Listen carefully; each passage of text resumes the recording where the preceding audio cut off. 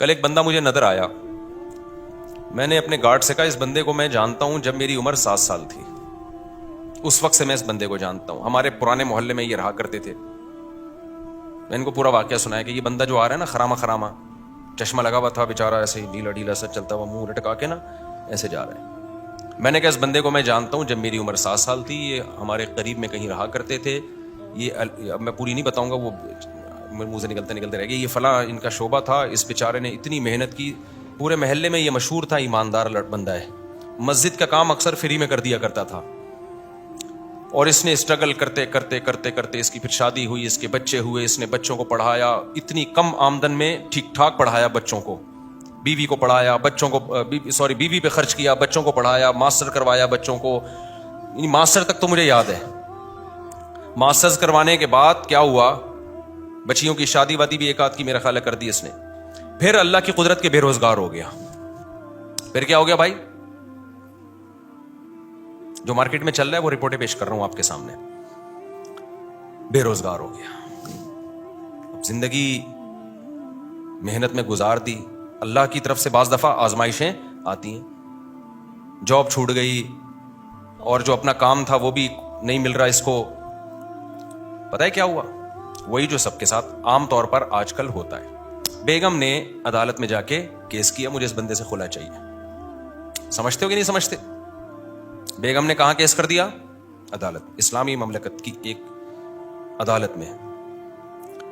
جج نے تھوڑی سی غیرت تھی, یہ واقعہ بھی میرا خیال 13-14 سال ہو گئے, 15 سال ہو گئے ہوں گے اس واقعے کو. تھوڑی سی جج میں غیرت تھی.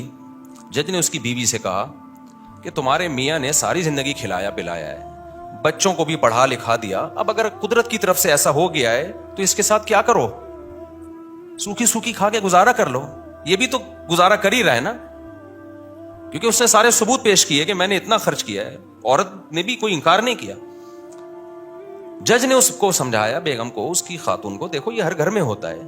بیگم صاحبہ نے کہا نہیں, مجھے اس بندے کے ساتھ نہیں رہنا.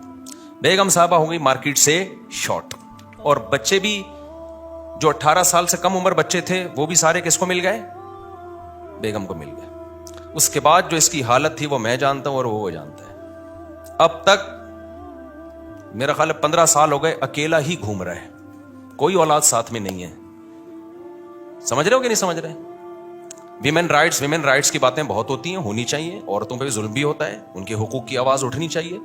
لیکن لوگ سمجھتے ہیں کہ مرد جو ہے نا وہ لوہے کے بنے ہوئے ہوتے ہیں, ان پر کبھی کوئی دنیا میں ظلم بولو کر ہی نہیں سکتا. وہ گدھے ہیں, ان کی نہ کوئی تنظیم ہے.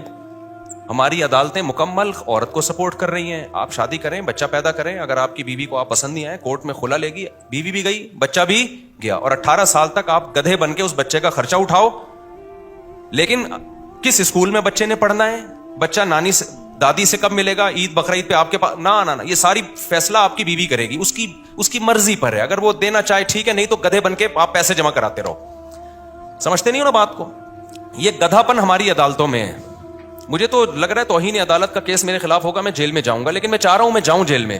کوئی مشہور آدمی جیل میں جاتا ہے تو ایک آواز اٹھتی ہے, میں وہاں جا کے بیان دوں گا کہ یہ گدھا پن ہو رہا ہے عدالتوں میں جس کے خلاف میں نے آواز اٹھائی ہے, تو اس چکر میں مجھے اندر کر دیا ان لوگوں نے. یہ کمبخت ہاتھ بھی نہیں ڈال رہے میرے اوپر.